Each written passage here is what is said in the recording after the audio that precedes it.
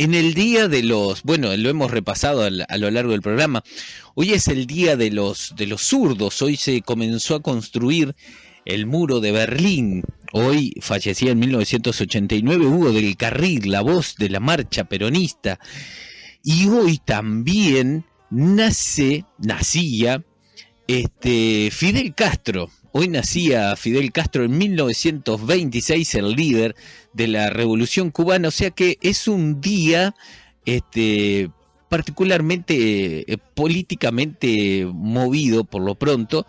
Fidel Castro nacía en Virán, en Cuba, por supuesto presenció el Bogotazo, dice en Colombia, el 9 de abril del 48, viajó a la capital colombiana, bueno, todo lo que más o menos a veces hemos nosotros repasado de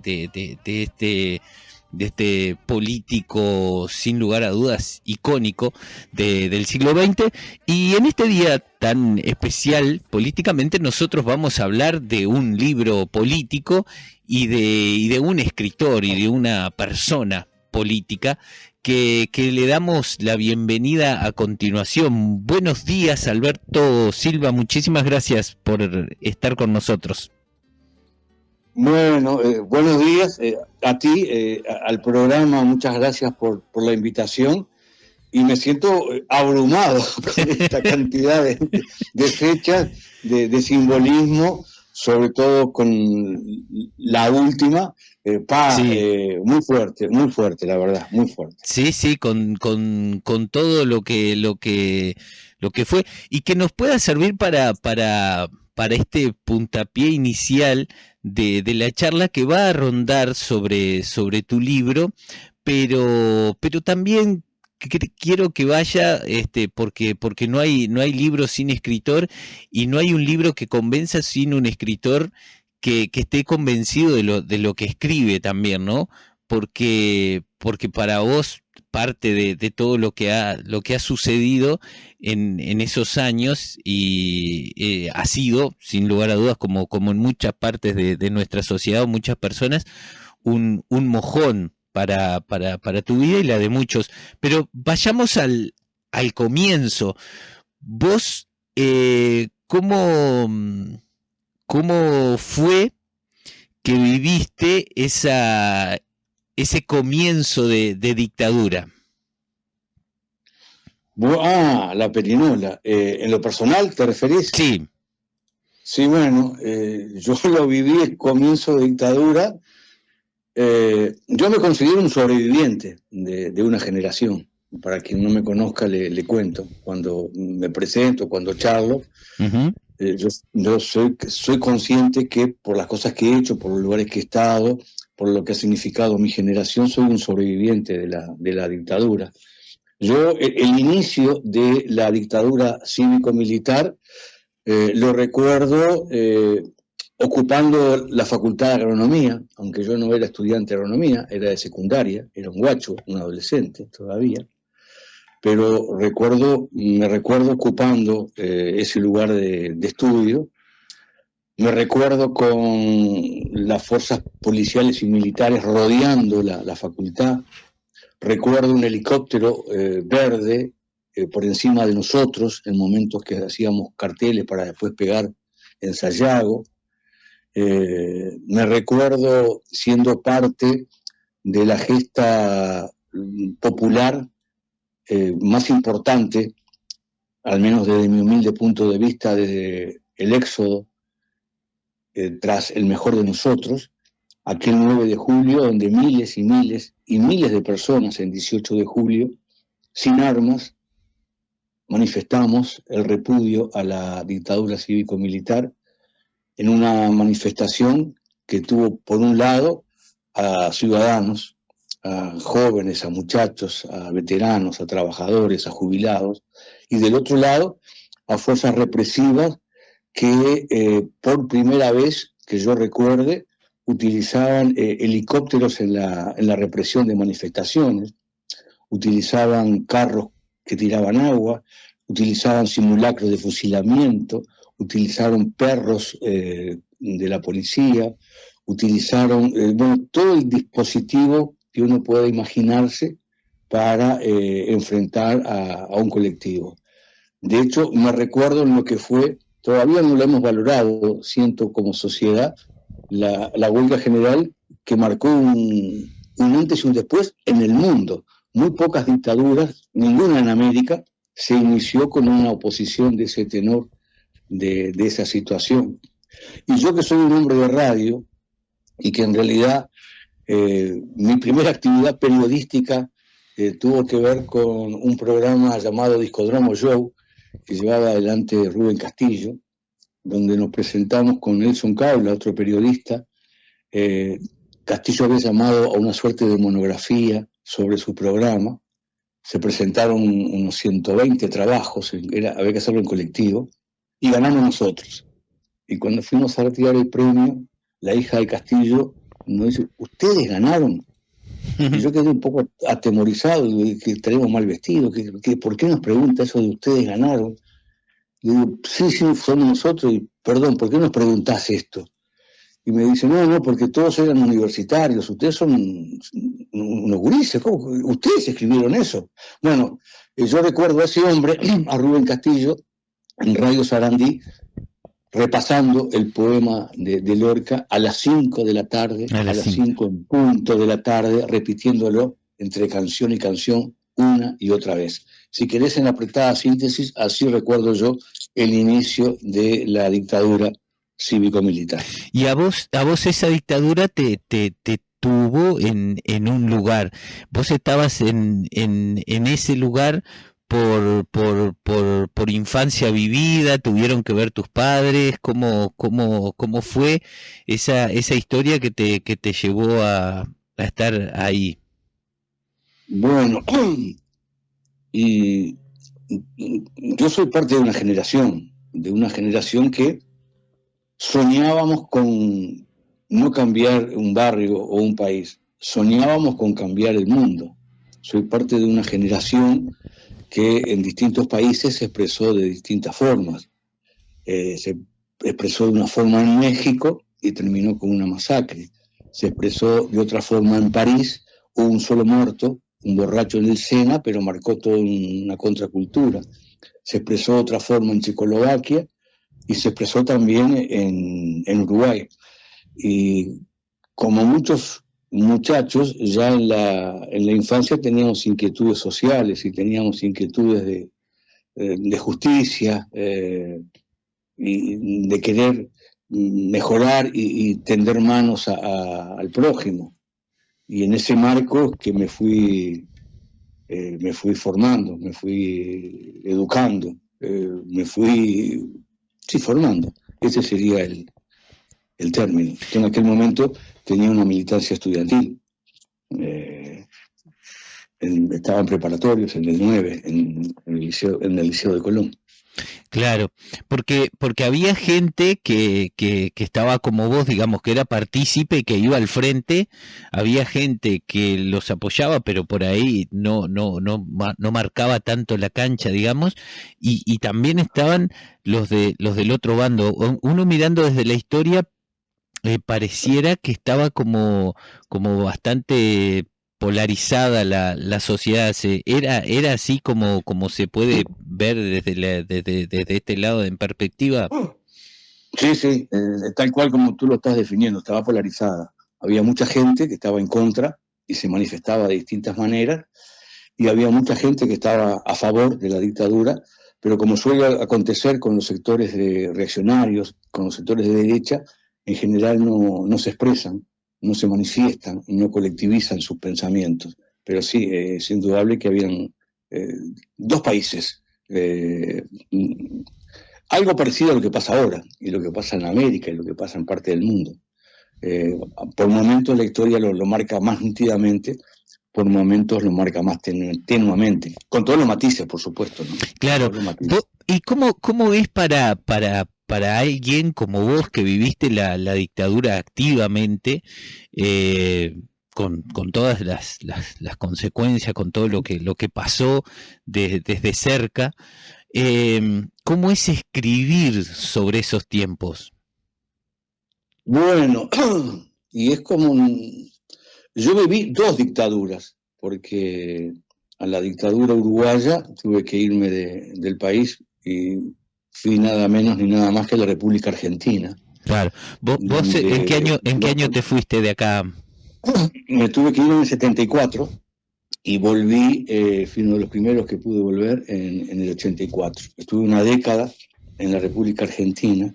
Entonces todo el tema de los derechos humanos, todo el tema de los detenidos desaparecidos, toda esa situación me golpeó siempre con mucha fuerza.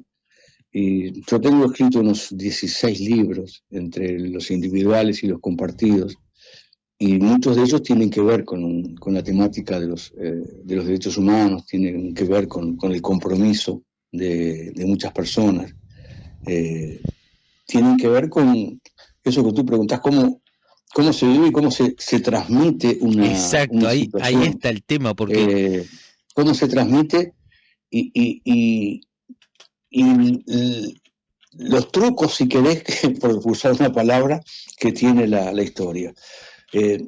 Yo he trabajado mucho, y mira, y me meto en el libro, yo he trabajado mucho con el tema de derechos humanos. Yo he tenido el honor que para mí el número uno en la comunicación radial, ayer, hoy y mañana, José Germán Araujo, en lo previo a su diario 30, el espacio mítico que él tenía a las 11 de la mañana, cuando yo volví al país, tuve la posibilidad de generar un programa llamado Comisión Investigadora de Derechos Humanos, donde sistemáticamente repasábamos toda esta temática.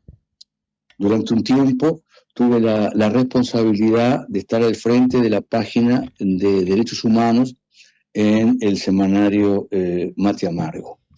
Mi primer libro, que lo editó Ediciones de la Banda Oriental, resume unos 134 testimonios de familiares, de presos, de toda gente afectada por los atropellos de la dictadura cívico-militar.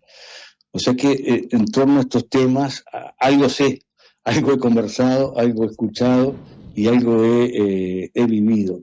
En ese marco, y seguramente por esta situación, un colectivo de expresos políticos del penal de Punta Carretas piensa en generar un memorial frente a la cárcel.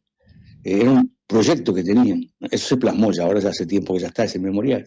Cuando están trabajando en esa idea, me invitan a que escriba un libro sobre la historia del penal de Punta Carretas. Y yo, la invitación me la hace la gente de Crisol, el colectivo de expresas y presos políticos. Yo les agradezco mucho la deferencia, me siento muy honrado con su comentario, pero les cuento, les digo que la verdad que pienso que ya se ha escrito mucho sobre ese tema, que yo he escrito mucho sobre esa realidad y que no me veía escribiendo un libro sobre el penal de Punta Carretas. Me insisten y me invitan a una reunión allí en Crisol, donde invitan a presos de las distintas corrientes políticas que estuvieron en la cárcel. Y bueno, comenzamos a charlar y me cuentan distintas vivencias, empiezo a conocer su historia. Y en un determinado momento les digo, pero ¿cómo yo no sabía esto que ustedes me están contando? ¿Cómo ustedes no contaron esto que ahora me están diciendo pasó en el penal de Punta Carretas? Esto yo lo quiero contar. Esto, puntualmente, yo lo quiero contar. Y esto, ustedes en realidad, no sé si son conscientes, ustedes me están contando que dentro de una cárcel vivieron el socialismo. Y ahí el nombre que después le puse al libro, el socialismo en el penal de Punta Carretas. Me quedaron como mirando, algunos como sorprendidos. Dice, ¿te parece? Digo, pero lo que ustedes hicieron, esto es increíble. Yo he hablado con numerosos presos y presas y conozco historias de muy distinto tenor, pero esta puntual que ustedes me cuentan, yo no la conocía, creo que nadie la conoce, y es más, me atrevo a decir que en ninguna cárcel en el mundo con presos políticos pasó lo que ustedes me cuentan, pasó en el tramo puntual. Paradojalmente, arrancamos esta charla tú preguntándome cómo viví yo el inicio de la dictadura cívico-militar. Paradojalmente, esta historia que yo cuento en el libro el socialismo en el penal de Punta Carretas, arranca en el peor momento de toda la historia del país. Esta historia arranca cuando arranca la dictadura cívico-militar. Claro. En el momento que arranca la dictadura, bueno, arranca la historia que yo rescato en el libro. Y vos en todos estos trabajos que has hecho, la dictadura ha tenido esas etapas, o sea, la predictadura, bueno, la dictadura, el momento, la salida de la dictadura, que también llevó sus años, y después yo creo que está esta parte de los escritores, de los que van dejando la memoria viva. Me parece a mí que es como escribir sobre la dictadura es dejar viva la memoria, darle forma, darle voces, darle colores, darle dolores, darle llanto, resignificar todo eso que yo creo que los escritores como vos han sido necesarios para que las sociedades no se pierdan de nuevo, o al menos tengan una alarma ahí hecha en lápiz y papel, si sería, para tener ese recuerdo. Vos, de esos trabajos, ¿qué devoluciones has ido teniendo? ¿Con qué te has ido encontrando? ¿Cómo se ha resignificado tu trabajo? Porque vos quizás lo hiciste con algún objetivo y en realidad después te encontraste con otras cosas que ni te lo imaginabas. Sí, te encontrás con historias inimaginables, eso es cierto. Porque claro, uno cuando se mete en historias muy profundas, abrís como baúles de memoria, claro, que estallan en cosas como impensables, de muy distinto tenor. Yo tengo el honor que el primer libro en torno a los niños secuestrados, los niños botín de guerra, a instancia del colectivo Madres y Familiares de Detenidos Desaparecidos, lo realicé en un momento muy particular del país. En 1989, cuando el voto verde pierde, cuando la pretensión punitiva del Estado se afianza, las puertas y los corazones que abrió esos relatos, por ejemplo, de lo que pasó con los niños fue increíble. Pero en este libro puntual, la cantidad de gente que se entera de cosas que vivieron sus padres, sus abuelos, claro, que no sabían, porque una cosa que ocurre es que mucha gente por distintos temas, por distintos pudores, no cuenta lo que le ocurrió. Pensemos que ocurrieron cosas realmente muy indescriptibles, sí, muy tan indescriptibles que las mujeres que denuncian las violaciones masivas hace pocos años que finalmente llegan a la justicia con ese tema. Era casi un tema tabú, por poner un ejemplo. Las mismas violaciones sufrieron los hombres, muchos, y sigue siendo un tema tabú. Para poner un tema duro y que se entienda la gravedad de las situaciones. Pero está la otra parte, la parte luminosa, la parte de solidaridad, la parte de compromiso, la parte de entrega, que genera otros sentimientos, ¿no? En este libro yo cuento historias muy tiernas, muy especiales, muy particulares, que conmueven de manera muy especial a mucha gente, pero en particular cuando alguien se entera que allí estuvo un ser querido y no le contó esa historia, y ahora va y le pregunta y le da más detalles de la misma, bueno, se genera un sentimiento de afecto, de compromiso muy, muy fuerte. Y siento que algunas historias también a mucha gente le han dado fuerza para reafirmarse en la convicción, en la diversidad de las ideas y en la diversidad del compromiso. Pero en uno de los libros que detallo cosas que pasaron en la dictadura, me encuentro con una situación muy difícil, no este último, no es otro, muy difícil, que tiene que ver con lo que pasó en los chupaderos, en los campos de concentración en la República Argentina, y siempre me conmocionó mucho una historia que me entero de un sobreviviente, de una pareja de uruguayos que estaba allí secuestrada, que sabían que los iban a matar, que no iban a salir de ese lugar, y todos los días estaban en celdas separadas, pero se escuchaban el uno a la otra al uno, inventaban historias para darse ánimo a sí mismo y para por un momento salir de esa locura, porque allí la tortura era infinitamente superior, mayor y más cruel que la que pasaba aquí en Uruguay. Y una de las historias que me cuentan es una tarde que el prisionero a su compañera empieza a invitarla a ir al Parque Rodó. Entonces le va diciendo por qué calle van bajando, qué esquina van cruzando. Ella le responde a qué juego y qué van a hacer en el Parque Rodó. Y por un rato, en esa historia, en ese relato, estuvieron en los juegos del Parque Rodó, estando secuestrados, torturados y sabiendo que tenían sus días contados. Esa historia me he encontrado con más de una persona que me la ha contado y me ha dicho, por ejemplo, de las fuerzas que le ha dado para remontar situaciones mucho menos dramáticas que esta y que a veces sienten que no se pueden transitar. ¿Qué la parió?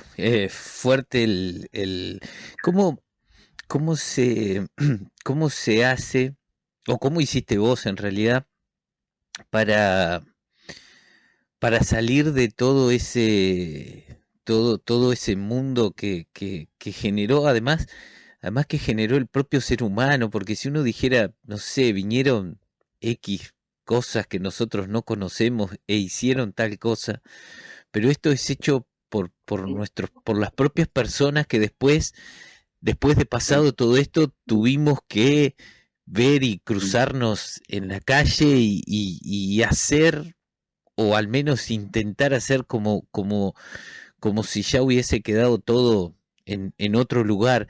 ¿Cómo lo hiciste vos? ¿Cómo lo lograste? ¿Desde qué pensamiento o buscando qué? Bueno, mira, yo te cuento cómo salí en el momento que hice más entrevistas, que estaba más metido en esta historia y que la vivencia era más a nivel de piel. Es una carga emotiva muy fuerte, es algo muy difícil sacarte de encima las historias y tener una vida normal. La normalidad no existe, pero para que se entienda la imagen. Curiosamente, yo siempre digo, en lo peor lo mejor, buscar algo en cualquier circunstancia que esté bueno y mandarse por allí. Y en esa práctica, en lo mejor lo peor, yo empecé a correr. Ah, sí, mirá. No solo empecé a correr, sino que invité a un grupo de corredores, llamamos un grupo de corredores. ¿Y qué lograba? Yo, para correr, yo corría 10K, tenés que entrenar. Entrenaba 3 veces por semana, corriendo.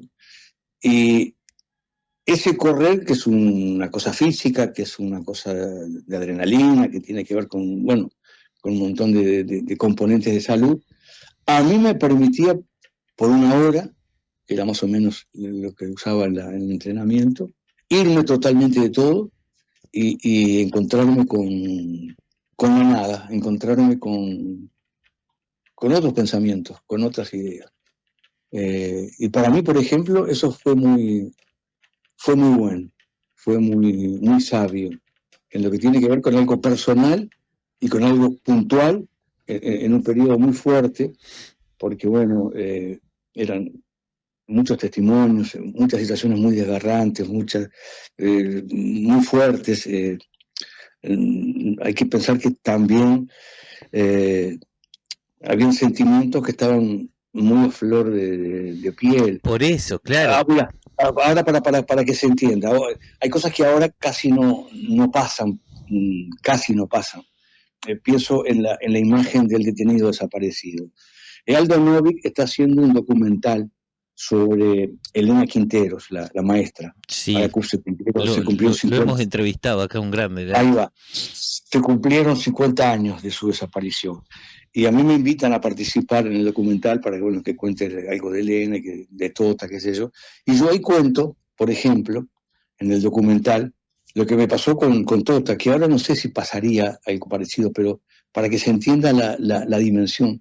Yo en el documental cuento que tomé plena conciencia de lo que significa la imagen del detenido desaparecido una vez cuando a este espacio que te decía, Comisión Investigadora de Derechos Humanos en CX30, llegaban denuncias de distintos tenor, algunas descartables, otras delirantes, algunas con cierto viso de posibilidad.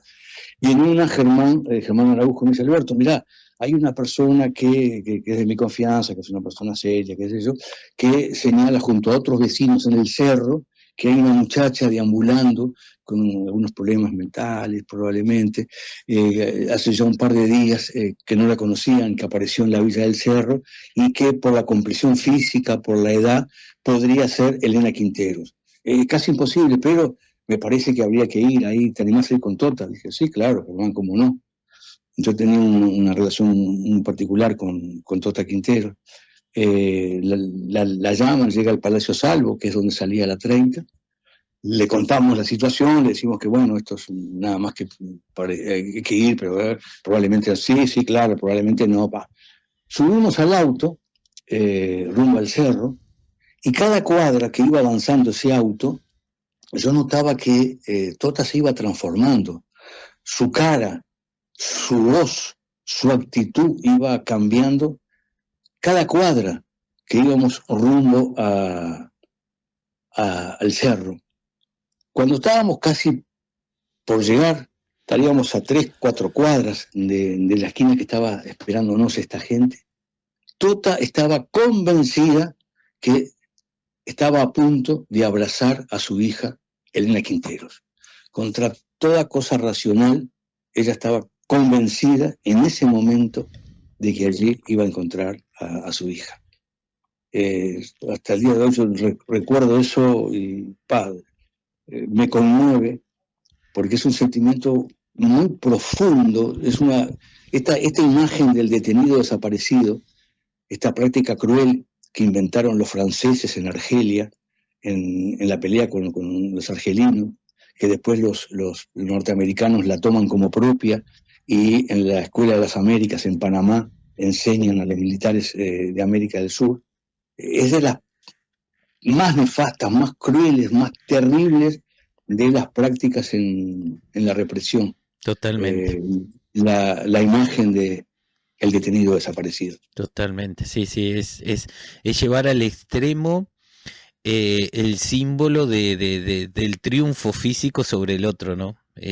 Claro. Lo peor. Lo que hablé con Aldo Novi, que estaba repasando ahora las entrevistas, era sobre Germán Araujo, justo. El documental que Aldo hizo sobre él, y ahora habíamos quedado en charlar algo también sobre el nuevo documental. Alberto, y llevado a los días de hoy, después de haber pasado todo el peso de la historia, después de ir encontrando por ahí caminos que no son sanadores, pero bueno, son caminos, como vos decís, como el salir a correr, uno encuentra una actividad que te ayuda a sobrellevar determinadas situaciones sentimentales, físicas, Claro. espirituales, aprender a vivir de nuevo casi que sería, porque hay mucha gente que tuvo que aprender a vivir de nuevo con otros objetivos, con otra vida, hay gente que pudo, hay gente que no, todo eso ha quedado y gracias al trabajo, por ejemplo, tuyo y de tantos escritores, que han transcrito, han pasado esos dolores y esas injusticias para que se siga hablando de eso, está bueno. Y, pero también, esto es un pensamiento personal, que yo noto que hay una diferencia histórica entre lo que se hablaba en aquel momento de la izquierda y la derecha, y la política actual, que, como dice el tango, parece que estamos todos embarrados en lo mismo. Entonces siempre me queda esa cosa de decir, o sea, yo sé de qué lado me acuesto, de qué lado de la cama me acuesto, dijera un Víctor Hugo, creo que decía en un momento cuando le decían algo. Ahora, qué difícil se hace hoy sentir una verdadera diferencia desde la parte política. ¿Dónde sentís vos que hoy, en la actualidad, al menos en América, que hemos pasado por estas dictaduras, sentís vos que hay una diferencia? ¿A qué nivel? Y a nivel político, a nivel de la gente, a nivel social. Y es un momento de gran confusión, ¿sí? Claro. Si vamos a la cosa macro, un momento de gran confusión, es un momento de cobardías también, es un momento de traiciones también, pero también es un momento de esperanza, es un momento distinto a la década del 70, muy distinto y muy enredado y muy difícil, pero como tú señalabas, yo siempre embromo que yo camino por la vereda de acá, y la vereda de acá me determinó que yo naciera con el corazón a la izquierda. Claro. Y eso, más allá de problemas, de derrotas, de sinsabores, de enigmas, de cuestionamientos, yo no voy a hacer un trasplante, no quiero, no debo, no puedo. Mucha gente sí lo hace y está bravo mantenerse en medio de una situación tan confusa,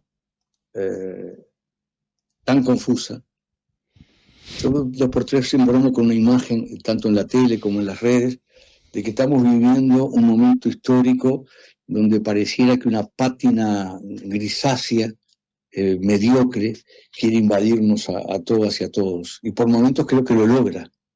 Pero también por momentos hay gente que de distintas formas, de distintas maneras, en distintos colectivos, algunos culturales, otros medios ambientales, otros políticos partidarios, otros gremiales, otros sociales, otros de autores, de distinto tenor.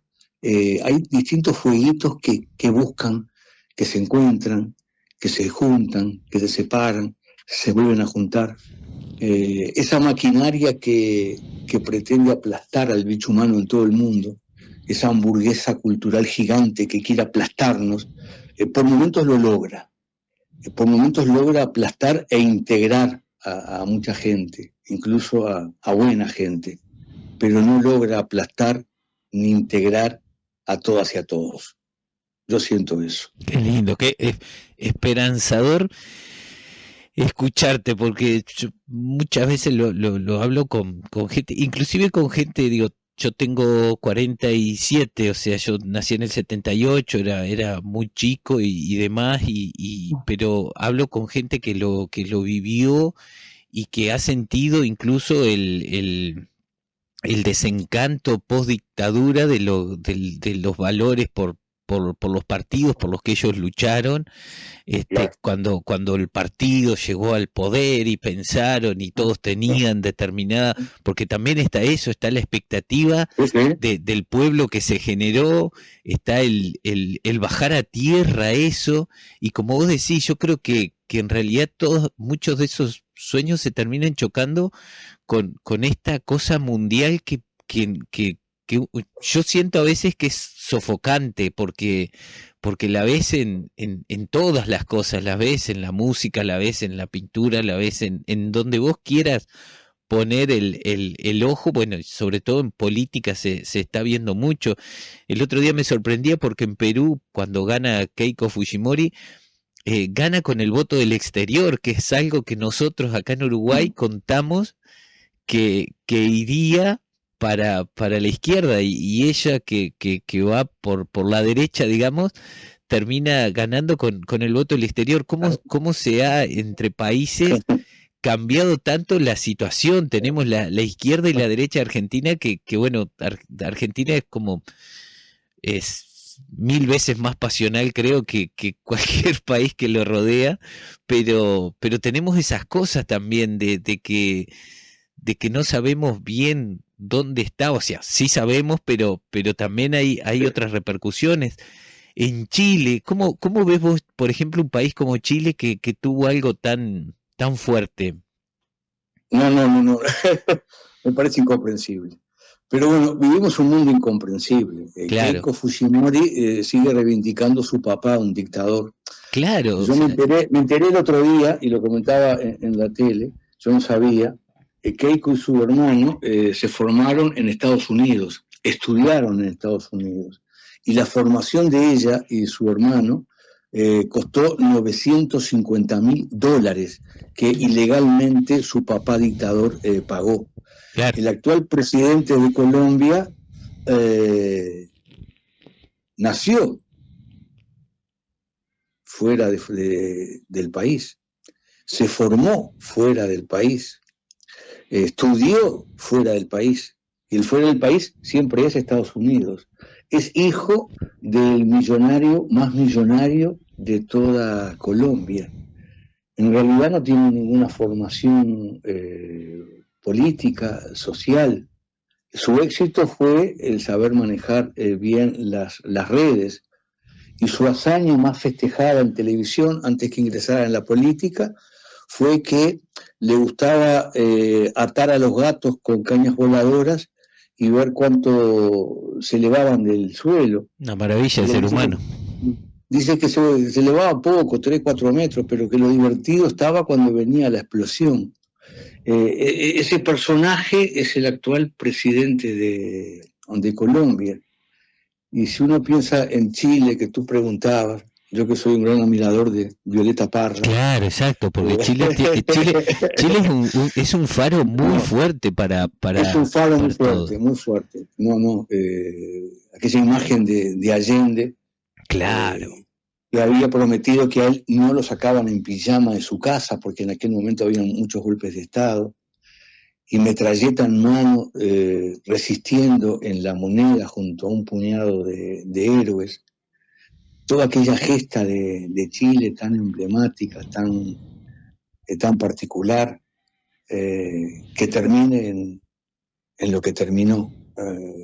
Y es difícil, y es bravo reponerse. Sí, eso es un anterior presidente que decía que era de izquierda y parecía que era de derecha. Claro. Un anterior presidente que en su faceta estudiantil era muy rebelde, y luego en su faceta de gobernante terminó siendo un burgués muy acomodaticio. Es bravo, es bravo, realmente bravo.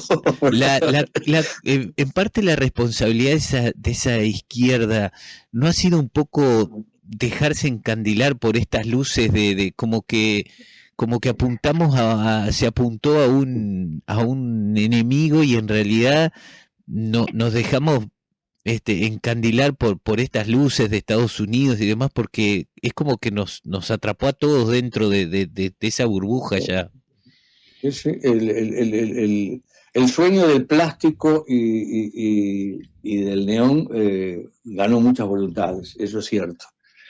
Y aquello de querer transformar el mundo, quedó que alguna gente no quiere ni siquiera transformar la vereda de su casa. Tal cual. Eso es cierto, eso es una realidad. Pero bueno, frente a esa realidad hay que ver cómo se planta uno. Una puede ser cruzar los brazos y decir, bueno, esto es así, esto no tiene arreglo. Esto es mundial, es muy poderoso, no podemos con esto. Eso es un camino. Mucha gente optó por ese camino. Otra gente optó por el camino de rencor. Entonces sale a denostar lo que antes era como individuo y como colectivo y a quienes eran sus compañeros. Otra gente se mete para adentro y el alcohol, alguna adicción, el rencor termina ganándolos. Y otros, buscan de una, otra forma, distintas formas, ver qué cambiar, qué no cambiar, pero seguir, tener un pensamiento libre, tener un pensamiento a contracultura. Y yo siento que somos unos cuantos en esa tribu. Lo que pasa es que hay como distintos grupos y grupitos y grupetes y no hay una suerte de coordinación, digamos, de voluntades. Pero no creo que, poniéndolo con brocha gorda, que los malos sean la mayoría, pero el consumo, el consumismo y el poder de los medios, que en Uruguay no es el cuarto poder, es el primer poder, y esto la izquierda lamentablemente nunca lo entendió, y no supo, no pudo, no quiso cambiarlo. Por ejemplo, aquí en Uruguay sigue ganando voluntades. Claro. Es un momento difícil, realmente. Pero bueno, como tantos momentos difíciles. Yo creo que el libro, en alguna medida, en una de las presentaciones planteaba eso, que este libro interpela a mucha gente que cree que no se puede hacer nada, que está todo perdido, que qué desastre. Yo digo, si este grupo de presos, en el peor momento de la historia, adentro de una cárcel, lograron construir una suerte de socialismo, ¿cómo nosotros, que estamos vivos, que estamos libres, que podemos pensar y hacer lo que queramos, no vamos a poder, como mínimo, soñar con un futuro mejor? Como mínimo, imaginar que otro mundo distinto es posible. Qué lindo, muchas gracias. Me queda para el final dos cosas. Bueno, un saludo a Mario Cabrera, que dice, bueno, está muy linda la charla, me trae recuerdos bastante fuertes. Mario vivió de manera personal también acá en Durazno. Y también una pregunta que me dice, preguntarle algún detalle, dice, de lo que significó ese socialismo en Punta Carretas, de lo que vos decís que fue como socialismo en el penal. Dale, titulares. Cuando arranca la dictadura, arranca la huelga general, y en el penal de Punta Carretas arranca una suerte de huelga general, que era no recibir alimentos de la familia y no comer la comida de la fajina, como una medida simbólica porque tuvo alguna falla, pero arrancó esa suerte de resistencia. Alguien en una celda escribió en un papelito: esto está bravo, se vino la dictadura, tenemos que cambiar la forma de hacer las cosas acá adentro. Ese papelito pasó de celda en celda, de piso en piso, porque son varios pisos donde estaban los presos políticos, y cuando termina la huelga general, cuando se instaura, digamos, la dictadura, hace una suerte de asamblea, de encuentro. Ahí habían entre 120 a 160 presos, más o menos, en el periodo que yo cuento en el libro, y resuelven que a partir de ese momento todo lo que ingrese al penal de Punta Carretas no es de nadie, es de todos. Entonces, todo lo que ingresaba, la comida, los alimentos, la pasta de dientes, todo se compartía, todo se colectivizaba. Esto es bien difícil, porque si alguien lleva 2 kilos de harina y una zanahoria, ¿cómo lo reparten entre 100 y pico de presos? Bueno, claro. Hicieron toda una cosa de órdenes con estaban así los presos bancarios que tenían las planillas para distribuir, que a lo largo del mes a todos les llegara la misma situación. La gente de izquierda suele ser muy polemiza por muchas cosas. Estuvieron casi una semana, no se pusieron de acuerdo si fueron 5 días o 7, que estuvieron discutiendo qué hacer con los alimentos especiales. ¿Qué son los alimentos especiales? Y era la torta que la mamá le llevaba al hijo cuando cumplía años, o la pascualina que la abuela le llevaba ¿qué hacer con ese alimento especial? Bueno, Después de una discusión que duró lo que duró, resolvieron que quien recibía ese alimento especial tenía derecho a una porción, pero el resto había que repartirlo, en el entendido que de esa manera todos en algún momento del mes iban a recibir una porción de alimento especial, porque algunos no recibían nada por su condición económica en la familia, y otros porque eran presos del interior. Había muchos de Bella Unión, por ejemplo, que los familiares no los visitaban. De ahí alguien dijo, sí, acá vamos a estar quién sabe cuánto. Recordemos que la dictadura pensaba quedarse para siempre. Claro. Tenían penas de 7 a 14 años como mínimo. Y alguien dijo, vamos a imaginarnos el futuro como de aquí a un año. Yo dije, ¿para qué hacían esto? Para que no pareciera tan largo el tiempo que íbamos a estar. Y en ese año, para que no pesara, en ese año que hicieron, se pusieron a estudiar. Lo primero que hicieron fue terminar con la escolaridad. Todos, había muchos presos, yo no sabía que habían tantos, sobre todo dirigentes sindicales, que no habían terminado la escuela. Terminaron con la escolarización. De ahí pasaron a clase de secundaria y después en el entusiasmo pasaron a tareas universitarias. Pero cuando uno empieza a hacer cosas y a entusiasmarse, puede pensar, imaginar cualquier cosa. Alguien dijo, porque el que tenía un problema en un diente, en una muela, iba al dentista del penal, adiós diente, adiós muela.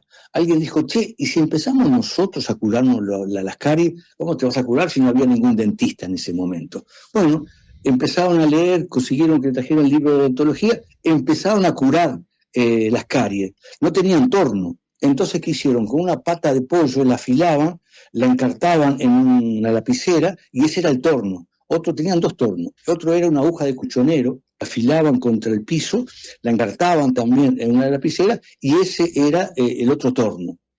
Cuando uno empieza con ideas y con sueños, no hay límites casi. Claro. Alguien dijo, che, ¿y si hacemos dentaduras postizas? ¿Dentaduras postizas adentro de un penal, en una cárcel de preso político? Sí, dijo otro, vamos a hacer. Y empezaron a ver, empezaron a estudiar. No había ningún alguien dental que superó, hicieron dentaduras postizas. Las primeras les quedaron más o menos, dicen, y les pusieron dentaduras piano, porque los dientes eran todos iguales, como todas las teclas iguales. Pero yo me reí también con, dice, sí, pero ojo, que la primera que hicimos, el preso no tenía un solo diente. Para él fue cambiarle el día y la noche. Mirá cómo son las vueltas de la vida. Ya estaban haciendo estas dentaduras cuando quiso el destino que cayera preso el decano de odontología, con su ayudante, la máxima autoridad. Cuando llega le cuentan lo que están haciendo. El decano, intrigado, fue a ver qué era eso que hacían. Bueno, salió horrorizado y admirado. Horrorizado que dijo, perdónenme muchachos, yo no puedo sumarme a esta práctica, pues esto, ¿cómo vas a con un torno? No se puede hacer esto no tiene lógica. Pero a su vez le dijo al ayudante, ayudarlos, darle algunas técnicas para que lo hagan un poco con más precaución y qué sé yo, y armaron todo eso. Cuando alguien caía preso, ya en ese momento, la dictadura era muy cruel, no había juzgado, era la tortura, imagínense lo peor, y se quedan cortos con lo que pasaba. Caía alguien muy golpeado, estuvo como 2 días, me cuentan, en la celda sin salir. Era él sí era dentista. Al segundo día piden que todos pasen a verlo y él le arma a cada uno una ficha. Seguramente la energía que había en ese colectivo que lograba transformar cosas, logró traerlo a los sueños, logró traerlos a la realidad. En apretada síntesis, algunas de las cosas que hicieron dentro del penal, que a esto hay que sumar una historia que yo conocía, pero no con los detalles, que fue la de Negro Viñas, un preso común, que terminó enamorándose de quien estaba enfrente, una vecina. Alguien que vino de Argentina a robar, que estuvo en las bandas saladísimas de la década del 60, los primeros robos con ametralladoras en los bancos, cae preso, se convierte como Tupamaro, se escapa, cae preso de vuelta y genera una situación muy especial, muy particular. La cárcel de Punta Carretas, hay una calle que separa los muros con los vecinos. Había una muchacha que se ve que le parecía atractiva y estuvo 3 años luchándola y riéndose de ella. Le habían puesto la coneja, porque siempre estaba llena de niños. Mirá la coneja, mirá la pituca, mirá la coneja. Hasta que un día la coneja ven que sale con un autito con la bandera de Otorgués. Y dice, mira, la coneja del Frente Amplio. Y empieza a mandarle cartas, el negro Viñas, a esta mujer. Por supuesto, no le contestó ninguna carta. Hasta que le manda una carta que la termina con el poema de Nassim Hikmet, el poeta turco, que en prisión escribió un poema muy lindo que dice: el más bello de los mares todavía no lo hemos visto, la más linda criatura todavía no ha nacido, lo mejor de todo que tengo que decirte todavía no te lo he dicho. Un poema muy optimista, digamos, desde una prisión. Le manda la carta y termina con ese poema. Como algo mágico, esa carta con ese poema logra que ella le responda. Y bueno, se va hablando un diálogo que terminó luego el diálogo con ella, con sus hijos pequeños, en Espuma Plas, escribían las letras A, B, C, D, él con otros presos en cartulina hacía lo mismo y mantenían como una correspondencia de esa forma, de esa manera. Cuando recupera la libertad, la pareja sigue estando juntos, bueno, hasta hace poco que él finalmente se fue en vuelo alto. Yo conocía más o menos esta historia, pero no conocía que él fue parte, un preso común, el menos formado de todos los presos, de la sensibilización que también tuvieron en el penal. Por ejemplo, cuando alguien se rayaba, ¿qué se rayaba? Es que lo dejó la mujer, que es que se rayaba, se le murió la mamá. Cuando alguien se rayaba era muy frecuente que en el patio diera vueltas sin hablar con nadie. El negro Viñas se le paraba al lado, lo caminaba el tiempo que fuera hasta que lograba traerlo de vuelta al grupo, traerlo de vuelta al colectivo. Tuvo mucho que ver con toda esa formación de cambiar los esquemas y de juntarse todos y apoyar más la parte humana. Para mí también fue muy significativo porque habla de los prejuicios que uno tiene. Yo no hubiera imaginado que el preso, que no era uruguayo, el único, que no venía con una formación política, el único, terminó siendo el más sensible de los sensibles. Cosas que en sumatoria todas ocurrieron dentro de ese penal, con el plus que te decía al comienzo, en el peor momento de la historia. Donde menos esperanza había en la calle. Entonces, mucha gente que ha leído el libro dice: Alberto, lo que vos lograste con el libro es interpelar a tanta gente que está quebrada, que anda rumiando, que no cree en nada, que cree que todo ya fue. No. Si estos uruguayos lograron hacer esto, ¿cómo no vamos a, los que estamos enteros todavía, no vamos a soñar buenas cosas? Y siento que es una hazaña. Tomás Friedman, que comparte allí el programa Buscadores, que es un periodista muy conocido de muchos años, sí, que no es un hombre de izquierda ni mucho menos, me dice: Alberto, lo que pasa es que tu libro en alguna medida es parecido a la tragedia de los Andes. Digo, ¿qué tiene que ver? Dice: vos pensás que, sin ser alguna gente muy obtusa, la mayoría de los uruguayos siente como un orgullo por lo que hicieron aquellos muchachos en los Andes. Si alguien que no es muy conservador y muy antiizquierdista, si lee tu libro, siente orgullo que un grupo de uruguayos en prisión, sin rencor, sin odio, lograran hacer todas las cosas luminosas de resiliencia en momentos que la palabra resiliencia no existía en el lenguaje común, y lo hicieron acá. Es una hazaña realmente única. Y yo creo que eso es el libro.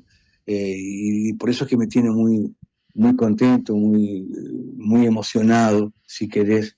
De hecho, es el único libro que tengo el inmenso honor. La Junta Departamental de Montevideo lo declaró de interés departamental. Cosa que, por supuesto, me honró mucho, porque para una distinción de ese tenor no alcanza con la bancada oficialista. Claro. Quizás votos de todas las bancadas. Y bueno, eso se logró en torno a este humilde trabajo. Es que parte de esto, y ya para agradecerte enormemente por sobre todo esto que uno dice que se encierra a veces en cosas negativas, y que en esa esperanza, porque uno a veces dice, bueno, entonces, pero si la izquierda esto ahora te agarra, si no está a la izquierda o si la izquierda no está tan clara, ¿qué nos queda? Y por ahí la esperanza esta que vos decías recién, de más allá de algunos colectivos, de algunos puchitos de gente que por ahí, por allá se van haciendo más grandes y más firmes y mantienen ciertas ideas fuera de esa burbuja mundial de la que hablábamos. Creo que terminan siendo como la esperanza en la humanidad, en el ser humano, en la persona, que a veces llegando a estos puntos tan extremos logramos sacar sin preguntarnos el por qué, sin medir quién está al lado, sin medir a quién ayudo, a quién le doy, a qué hago, por qué, sino simplemente el ser humano en su momento más crítico quizás, termina siendo cosas buenas, que es en definitiva de lo que todos tenemos miedo, de ser malos, Sí. y por ahí terminamos dando cuenta o teniendo esperanzas en nosotros mismos. Te cuento una última anécdota, Sí, por que favor. tiene que ver con el libro, pero no con la parte esta del socialismo en el penal de Punta Carretas. Hay dos pequeños recuadros en el libro. Uno tiene que ver con la fuga de los Tupamaros, el abuso, que fue la fuga de una cárcel más grande en la historia, y otra con la fuga a la Carbonería, que fueron los anarquistas que generaron una fuga mucho antes que los Tupamaros. Bueno, de hecho, los que se fugaron allí, esos anarquistas, ahí debemos buscar los primeros detenidos desaparecidos, porque después que los soltaron acá, el barco que los llevó a Argentina se perdieron. Pero bueno, la anécdota es que yo no sabía, y metido en el libro y viendo que el penal, historias y qué sé yo, me encuentro con que para hacer la fuga esa de la Carbonería, en realidad los dos anarquistas que vienen de Argentina, una pareja con una niña, compran ese terreno frente a la cárcel de Punta Carreta, arman esa barraca, simulando que vendían leña y vendían carbón y qué sé yo, vendían cal, para ir generando el túnel. Estuvieron trabajando 2 años. Una familia joven, una pareja con su hija, dedicó 2 años por el compromiso que tenían con integrantes de su misma organización.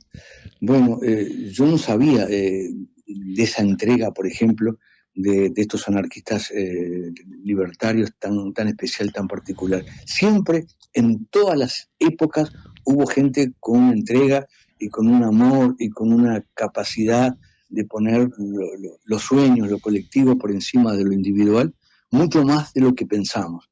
Y en este momento pasa lo mismo.